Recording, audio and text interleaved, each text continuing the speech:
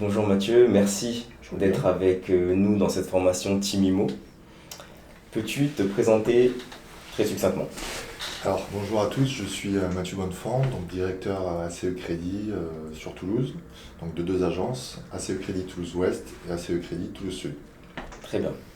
Alors, peux-tu nous expliquer en quoi consiste le métier de courtier, donc ton métier, et quel est ton champ d'application, c'est-à-dire quels sont les services que tu peux proposer à un client? Alors, un courtier en prêt immobilier, c'est quelqu'un c'est l'intermédiaire entre une banque et un client qui va investir dans un bien immobilier, qui va solliciter un crédit immobilier. Donc, c'est une personne, un courtier en prêt immobilier, qui va accompagner ce client, qui va négocier les conditions sur son crédit et qui va faire en sorte que le dossier passe. Voilà. Très bien. Et du coup, le client, potentiellement, il pourrait faire cette démarche seul. Pourquoi il va venir, je dirais, vers toi Ouais. et pourquoi va-t-il contracter tes services? Alors principalement, un client vient voir un courtier en prêt immobilier pour faire le tour des banques, c'est-à-dire pour avoir un panorama de toutes les offres bancaires qu'il peut avoir sur le marché. Et c'est possible en un seul rendez-vous, c'est-à-dire qu'il vient voir le courtier en prêt immobilier, il a la possibilité d'avoir la vision sur toutes les conditions de toutes les banques de la place D'accord. voilà, sur le marché.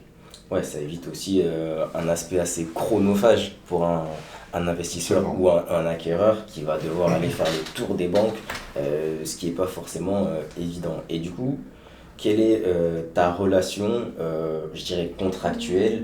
Quelle est la relation entre toi et ton client? Est-ce qu'il y a un mandat signé? Comment ça se passe? Alors, le client, effectivement, nous signe un mandat de courtage pour qu'on puisse envoyer son dossier en banque. C'est un document qui nous permet d'envoyer son dossier. On est mandaté par le client pour D'accord. faire une recherche de financement, effectivement. Très bien. Et du coup, au niveau B2B, c'est-à-dire entre professionnels, donc je suppose que tu dois avoir des relations particulières avec les établissements bancaires. Comment ça se passe? Quel est votre relationnel? Alors, ce sont des partenariats, on signe des conventions avec les banques, hein, donc des D'accord. partenariats. Ok. Donc, l'objectif, c'est que la relation soit bonne, soit efficace Mhm. avec les banques. C'est pas du tout une relation conflictuelle, hein, ça reste nos D'accord. partenaires. On travaille, si je puis dire, main dans la main avec les banques. Donc, on doit faire en sorte que ça se passe au mieux, que ça soit le plus efficace possible et le plus cordial aussi possible. Ah, très bien. Du coup, on va prendre un exemple. Si aujourd'hui, voilà, ça y est, moi j'ai décidé d'acheter, je viens vers toi, voilà, j'ai un certain rythme de vie. Est-ce qu'il y a des points qui sont assez rédhibitoires au regard des banques, des choses qu'il faudrait que je stoppe ou que j'arrête, ou voilà, comment mon dossier peut être le plus lisse possible pour être présenté? Alors, déjà la première chose, les banques aiment bien les profils épargnants, c'est-à-dire les D'accord. personnes qui vont mettre de l'argent de côté. Mhm. Donc un profil qui va se lancer dans un projet immobilier sans épargne et sans avoir la capacité de mettre de côté aussi, euh, j'ai envie de dire que ça peut être rédhibitoire. Après, c'est plus complexe que ça, c'est tout un ensemble, mais déjà c'est un premier point. La deuxième chose, si tu as un fonctionnement sur tes comptes constamment débiteur, c'est-à-dire qu'à la fin du mois, tu es en débit, tu es en dessous de zéro, c'est pareil, c'est pas un bon point pour la banque. Mhm. Et le troisième point qui serait rédhibitoire également, ça serait si tu as un fonctionnement débiteur et si tu finis à la fin du mois au-delà de ton découvert autorisé. D'accord. Chaque opération qui passe sur ton compte au-delà de ton découvert autorisé, ça peut être un paiement, ça peut être un retrait, va occasionner des commissions d'intervention, donc des frais. Et s'il y a des commissions d'intervention sur les relevés de compte, effectivement, ça va être rédhibitoire pour une banque. D'accord. Donc l'objectif, ça reste d'avoir voilà, une tenue saine et propre pour augmenter nos chances justement d'avoir la confiance d'un établissement bancaire. Absolument. Alors, léger bémol par rapport à ces commissions d'intervention sur des clients qui ont de l'épargne et qui sont des mauvais gestionnaires et qui, par exemple, ne font pas des virements en bonne date sur les comptes courants, ce qui peut occasionner effectivement des découvertes, Effectivement. mais il y a de l'épargne à côté, donc c'est simplement de la mauvaise gestion, on peut l'expliquer. Et D'accord. donc, effectivement, Voilà, c'est pas vraiment rédhibitoire pour les banques sur des clients qui ont de l'épargne et qui sont potentiellement des mauvais gestionnaires. Ouais, ça, il faut quand même arriver à le justifier. Si on arrive à le justifier, on peut quand même avancer. C'est ça. Donc voilà, je suis toujours acquéreur. Quels sont les documents, grosso modo, que tu vas me demander? Alors, déjà, on va demander, donc le but d'un crédit immobilier et d'un dossier de crédit immobilier, c'est de justifier tout ce qui est justifiable. Donc la première famille, c'est justifier l'identité. Donc pièce d'identité, le cas échéant, si il y a des enfants, un livret de famille. Si un mariage, donc un contrat de mariage, si c'est sous la séparation, etc. Ensuite, on doit justifier donc la partie revenu. Partie revenu, avis d'imposition, bulletin de salaire, contrat de travail. On doit également justifier la partie charge. Donc partie charge, ça sera sur tout ce qui concerne des crédits en cours, prêt immobilier, prêt conso, prêt auto. Si on est locataire, ça sera un bail locatif avec une quittance de loyer. Voilà, il faut tout justifier. Ok, très bien. Pourrais-tu me définir ce qu'est le taux d'endettement? Oui. Alors, le taux d'endettement, en fait, c'est la marge que va prendre une banque pour prêter de l'argent à un client.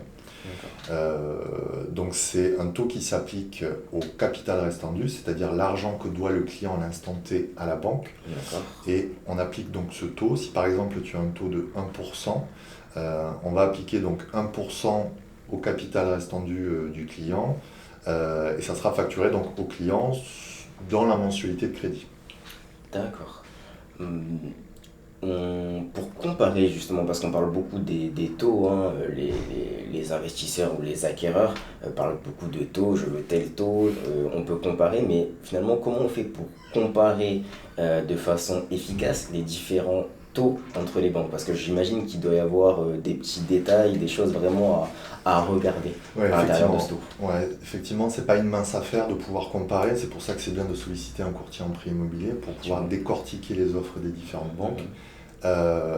En fait, il faut comparer ce qui est comparable. On ne peut pas comparer différents montants financés avec différents taux, avec différentes articulations de crédit. Donc il faut vraiment décortiquer tout cela. On a une mesure qui nous permet de comparer un crédit avec un autre qui s'appelle le TAEG. Donc le TAEG, c'est le taux annuel effectif global qui regroupe le taux d'intérêt appliqué par la banque, également l'assurance emprunteur, les frais de garantie, les frais de dossier bancaire et les honoraires de courtage. Donc ça permet d'avoir une vision globale de toute la partie frais sur un crédit immobilier et de comparer un crédit avec un autre. D'accord. Et les banques sont obligées de nous le présenter, ce TAEG? Absolument, oui. C'est une réglementation en fait. Les banques sont obligées d'afficher un TAEG lorsqu'elles distribuent un crédit. D'accord, c'est un véritable élément de comparaison. Absolument, tout à fait. D'accord. Et qu'est-ce qui est négociable finalement auprès des banques? Alors, ce qui est négociable auprès des banques, les frais de dossier bancaire, surtout quand on passe par un courtier en prêt immobilier, puisque l'idée c'est que le client va instruire le dossier dans nos bureaux et c'est nous-mêmes qui allons le présenter à la banque. Donc, on se charge d'une partie du travail. Donc, effectivement, les frais de dossier bancaire sont diminués quand on passe par un courtier. Voilà. Deuxième chose que l'on peut négocier, donc l'assurance emprunteur. Le marché de l'assurance emprunteur s'est libéralisé récemment. On a la possibilité de solliciter un assureur externe qui n'est pas l'assureur de la banque sur un crédit immobilier. Alors, ça n'est pas dans tous les cas intéressant, mais en tous les cas, ça mérite la consultation pour savoir si effectivement on peut trouver un assureur qui propose des tarifs meilleurs que ceux de l'assurance proposée par la banque. D'accord. Et cette assurance emprunteur, on est obligé de la garder tout au long de son crédit ou on peut changer en cours de crédit par exemple? Alors, sur l'assurance emprunteur, on va être effectivement obligé de garder cette assurance emprunteur puisque les banques nous demandent effectivement obligatoirement d'avoir une assurance emprunteur sur un crédit. Il y a quelques particularités et quelques spécificités. Dans certains cas, on peut se dédouaner d'une assurance emprunteur. Mais les grandes lignes, c'est il faudra une assurance emprunteur sur un crédit dans tous les cas. D'accord. Voilà. D'accord. Bon, disons que ça y est, je suis enfin propriétaire, je décide de revendre mon bien, donc en cours de crédit, quelles sont les conséquences au niveau bancaire? D'accord. Alors, dès le moment où tu vends ton bien immobilier, le crédit va être remboursé. D'accord. Donc une fois que tu vas toucher l'argent de la vente, donc deux possibilités, ce qui va dépendre de la garantie prise sur le crédit. Et souvent le notaire donc, va utiliser les fonds pour rembourser le crédit directement à la banque. Ça signifie que le crédit s'arrête tout de suite à l'instant T, au moment de la vente, et que tu ne payes plus de crédit, et tu ne payes plus d'intérêt et plus d'assurance sur ce crédit. Le crédit est totalement soldé. D'accord. Ok. Euh, Dans le cadre de notre formation, donc Timimo, on étudie aussi pas mal les constitutions de sociétés, etc. Pour investir, parce qu'on est plus porté, nous, sur l'investissement locatif. Est-ce que l'octroi, en tout cas la recherche de prêt pour une société, est la même que pour une personne physique? Alors, l'achat via une société, donc SCI, Société Civile Immobilière ou SARL de famille, le cas échéant, je ne te cache pas que c'est plus compliqué d'obtenir un financement via une société qu'en direct. Forcément, acheter un bien immobilier via une société occasionne certaines facilités pour l'emprunteur, on va dire, notamment des facilités fiscales et autres. Donc il y a une certaine opacité quand on achète un bien immobilier via une structure. Donc ça réduit en fait le champ des banques que l'on peut sélectionner pour financer ce projet, si on passe via une société. Donc pour résumer, c'est plus simple de passer en direct que via une société pour acheter un bien immobilier. D'accord.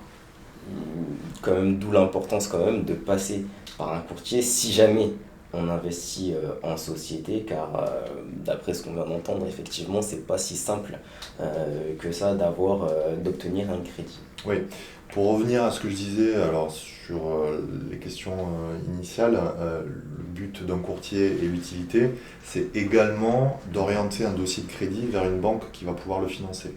Surtout compte tenu du contexte actuel, voilà, chaque banque a une politique d'octroi de crédit qui va être différente.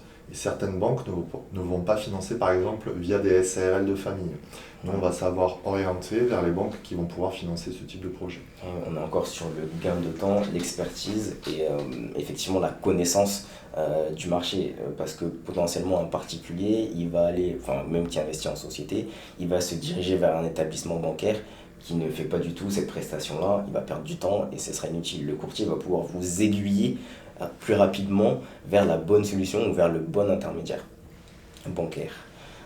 Allez, une question un peu plus, on va dire, plus difficile ou pas, je sais pas, pour un courtier en tout cas, est-ce qu'on peut investir avec un CDD?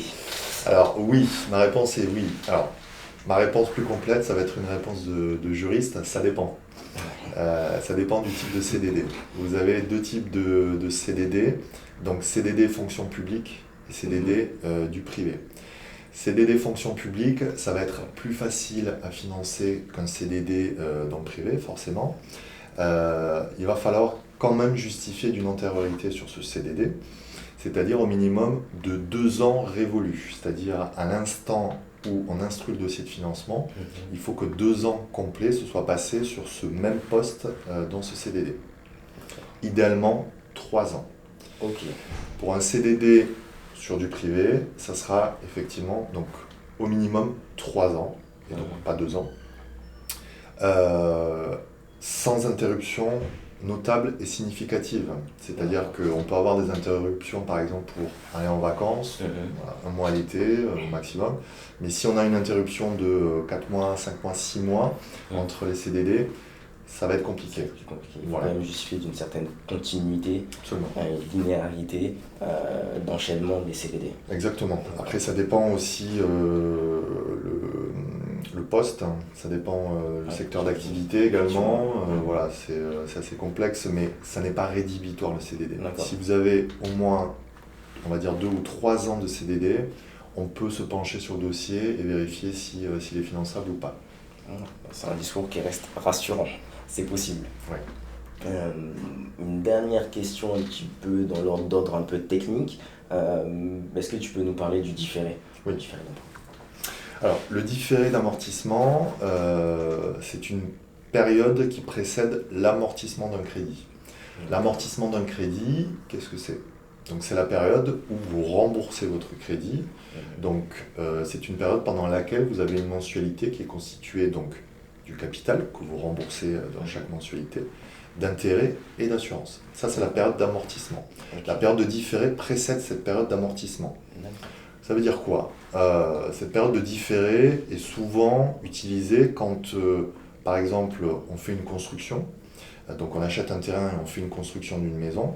Quand on achète sur plan, c'est-à-dire sur du neuf, ou quand il y a une partie travaux sur de l'ancien. Pour revenir sur la partie travaux sur de l'ancien, parce que je pense que c'est des sujets qui t'animent. Bien sûr.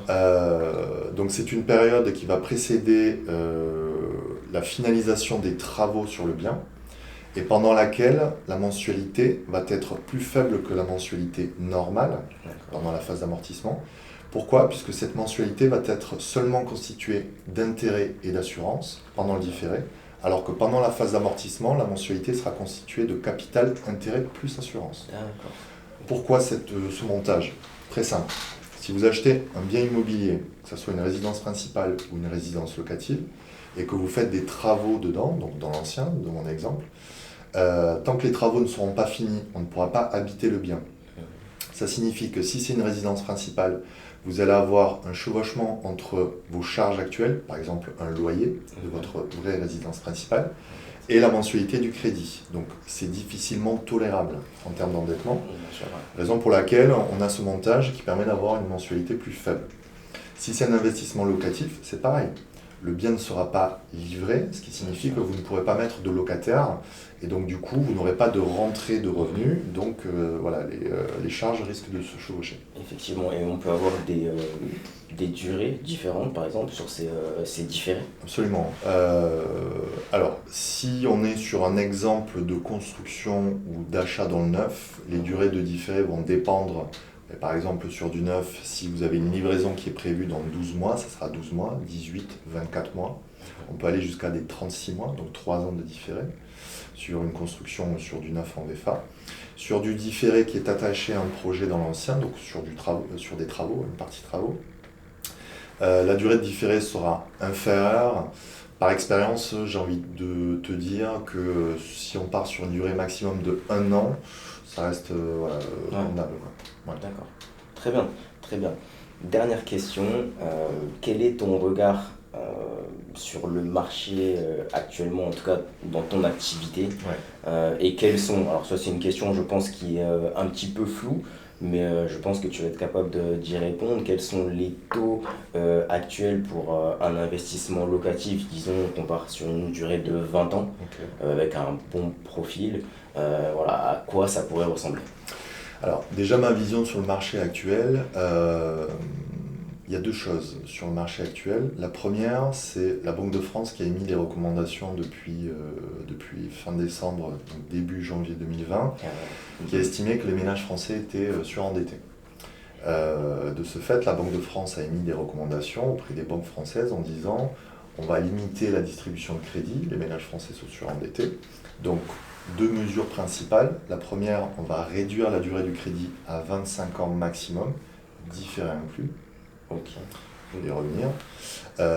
Et la deuxième chose, c'est qu'on va se cantonner à un endettement maximum après projet de 33%. C'est vraiment 33%, c'est-à-dire que 33,2%, le dossier ne passera pas. Voilà. Donc effectivement, ces mesures vont déjà resserrer le crédit. Avec en plus le contexte de Covid actuel, les banques sont effectivement encore plus frileuses à distribuer du crédit, notamment par la récession économique qui fait face et qui risque de se passer dans les mois qui viennent. Voilà. Donc ça c'est ma vision du marché, d'où l'intérêt de venir voir un courtier en prêt immobilier pour qu'il puisse vous aider déjà à orienter votre dossier de crédit vers une banque qui va vous financer. Puisqu'aujourd'hui, on a des taux de refus qui sont en train de doubler par rapport au contexte avant recommandation Banque de France et Covid. Donc effectivement, c'est assez problématique. Donc d'où l'intérêt. Pour répondre à ta question sur la partie taux, les taux actuels du moment, donc sur 20 ans, Ça va dépendre forcément du projet, puisque les taux sont constitués en fonction souvent des revenus des clients. Donc plus les revenus sont importants, moins les taux le sont. On va dire un taux moyen aujourd'hui sur 20 ans, quel que soit le projet, résidence principale, résidence locative, on va être autour des 1%. D'accord. Bon. Ce qui est encore relativement assez bas, quoi. C'est très bas, effectivement. On a subi une hausse de taux au mois d'avril, donc pendant le confinement, au début du confinement. L'OAT 10 ans, qui est bon du Trésor français, a bondi, ce qui fait que comme c'est une source de financement pour les banques, ça a été impacté sur les taux de crédit. Et on a une hausse d'un mois sur l'autre, puisqu'on reçoit les grilles de taux tous les mois de la part des banques. On a une hausse de, en moyenne, 0,30. Certaines banques, plus 0,50. Voilà, ça a été assez significatif. Ouais. Et suite à cela, au mois de juin, on a subi une nouvelle baisse, qui fait que les taux se sont normalisés et on est revenu sur des niveaux de taux extrêmement bas. Ce qui est logique, hein, dans une période de récession économique, les taux vont rester bas pour encourager l'investissement. Ouais. Donc on va rester, je pense, sur un environnement de taux bas encore quelques temps. Mathieu, je te remercie pour tes éclairages très précis. Avec grand plaisir. Tu t'es livré à un bel exercice et tu l'as vraiment bien réussi. Merci beaucoup. Merci.